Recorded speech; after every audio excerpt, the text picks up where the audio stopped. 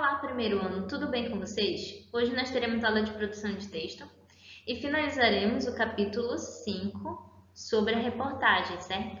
Nesta aula nós veremos a estrutura da reportagem.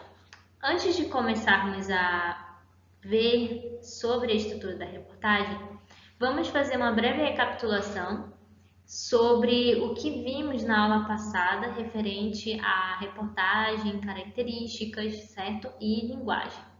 Bom, então vamos lá. Sabemos que a reportagem é um texto, certo? Veiculado em jornais, revistas, certo? Telejornais, rádio, e que ele tem como principal objetivo veicular informações, certo? Mas a reportagem ela tem o objetivo de veicular as informações de uma forma aprofundada, certo? É feito o quê? Uma investigação. Tem esse caráter investigativo. E isso a diferencia, certo? Da notícia. Por quê? Enquanto na notícia eu tenho somente uma breve abordagem, uma síntese sobre um fato, um acontecimento, na reportagem eu terei esse teor, certo? Esse caráter investigativo. O jornalista, o repórter, ele irá aprofundar-se naquilo, certo? E de que forma isso acontece? Fazendo entrevistas, certo? Então, na reportagem nós teremos entrevistas, citações de pessoas que são especialistas naquele assunto, certo? Como forma de o quê? De trazer credibilidade ao que o jornalista está falando, para que o leitor possa sentir e perceber a veracidade e seriedade no que está sendo veiculado. Bom, e antes de começarmos a analisar a estrutura da reportagem, é importante lembrarmos também sobre a linguagem, certo? Por quê? Porque na reportagem nós veremos uma linguagem que pode ter grau de subjetividade, certo? A reportagem ela pode ter uma linguagem mais formal, uma linguagem informal, certo? Isso depende do que? Depende do assunto que é tratado, que é investigado, certo? Então, desta forma, o repórter ele irá adequar, certo? De acordo com a situação. Agora, depois que fizemos, certo? A recapitulação, partiremos então para o estudo da estrutura da reportagem. Então vamos lá ler o que o livro nos diz sobre a estrutura da reportagem. A reportagem é composta de título e corpo de texto. Este contém geralmente introdução com a apresentação do tema abordado, desenvolvimento e conclusão. Também pode conter olho que complementa o título, imagens e legendas correspondentes. Bom, então eu sei que a reportagem ela possui o quê? Ela possui título e ela possui o corpo do texto, que seria todo o restante, certo? Tudo que está sendo apresentado e que está sendo desenvolvido faz parte do corpo do texto. Vejamos então a primeira característica da estrutura, o título. E o título ele é importante porque ele é o que vem primeiro, certo? É como se fosse ele é o elemento que irá, entre aspas, vender a reportagem. Por que vender a reportagem? Porque a partir do título, ou a pessoa irá se interessar ou se desinteressar e nem chegará a ler, certo? Por isso o título ele é importante e ele deve ser chamativo. E por essa importância e por ele ter que ser chamativo, ele será o quê? Uma frase breve, ou seja, curta, possuindo letras maiores que as do corpo do texto, certo? Então vamos observar. Eu tenho aqui o título Sacolas Plásticas na Mira e observem como as letras, certo? Elas são maiores do que as letras do corpo do texto, dando que destaque para o título, chamando a atenção do leitor para o título para que ele saiba do que tratará o texto, certo? E sinta-se instigado também a lê-lo. Apresenta a posição do repórter acerca do assunto abordado na reportagem.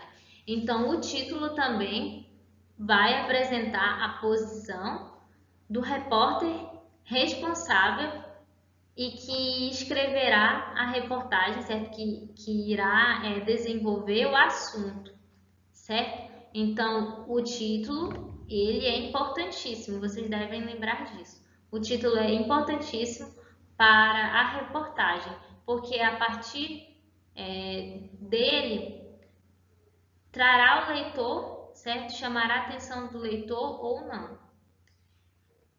E após o título, eu terei o olho ou subtítulo, que é um elemento opcional, certo? E ele irá detalhar o próprio título. Então, nós podemos pensar que aqui seria o quê? O olho ou subtítulo, certo? Complementando o título da reportagem. Teremos também a introdução, certo? E o que é a introdução? Ponto de partida para a investigação do tema, geralmente dando enfoque ao que motivou o repórter a realizar a reportagem.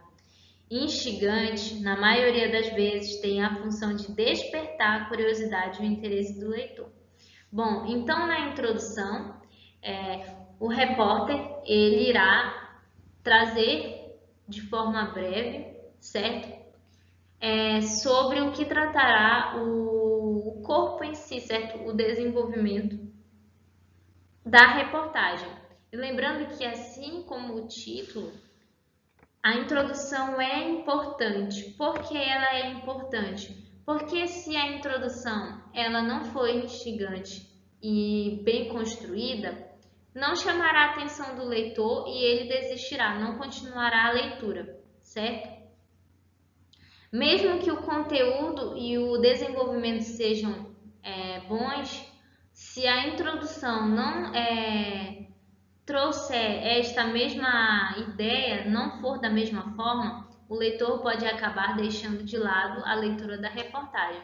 Lembrando que esta ideia ela é uma ideia importante não só para este gênero, como para gêneros argumentativos também, certo?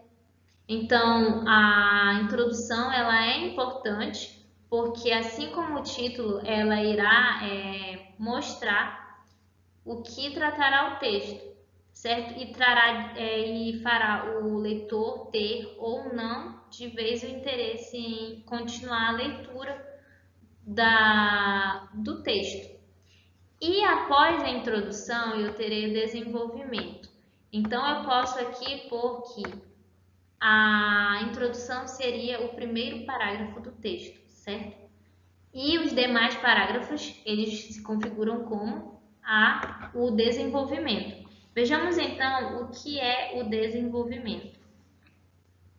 São os parágrafos seguintes à introdução, em que se desenvolverão as informações introduzidas no primeiro parágrafo.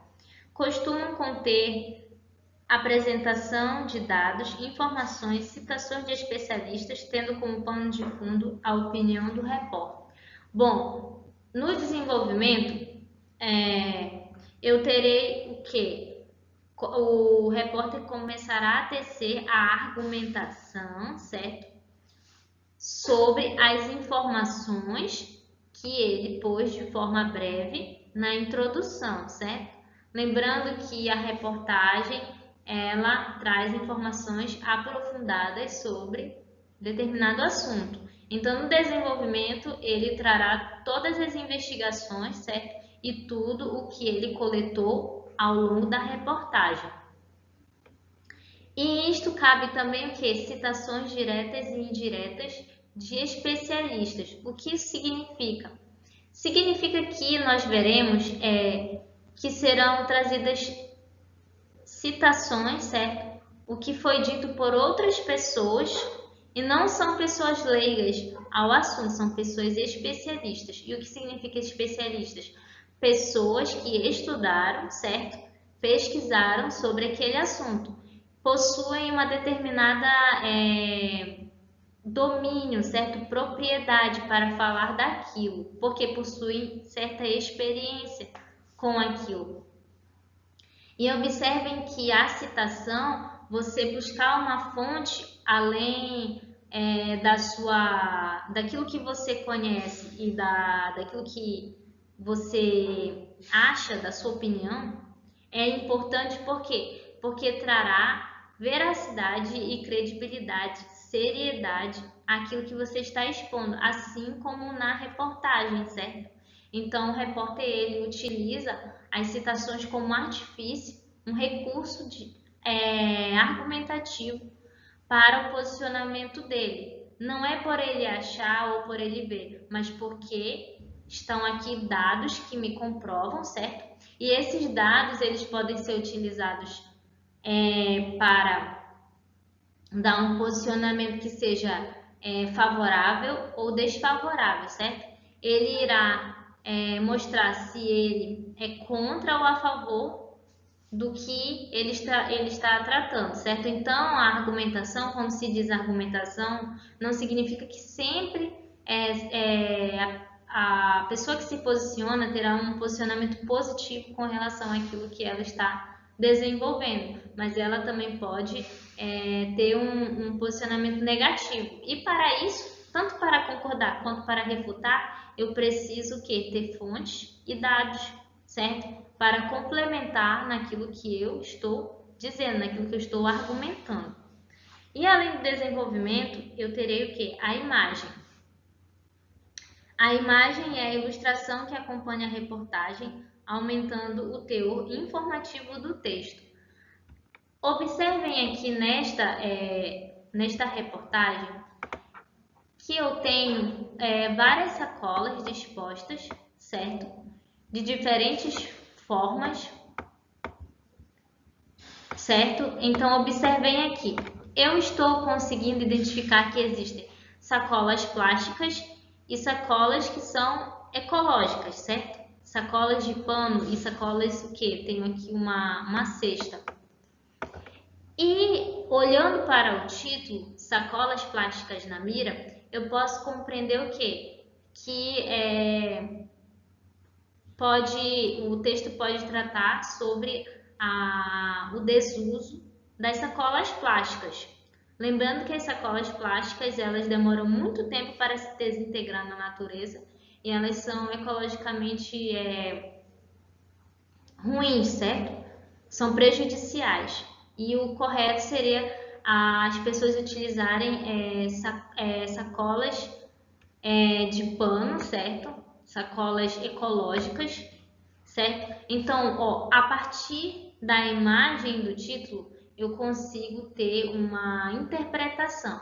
A imagem, ela vai complementar tanto o título quanto o texto, certo? Então, ela também serve como um artifício, um recurso argumentativo e também para despertar um interesse dos leitores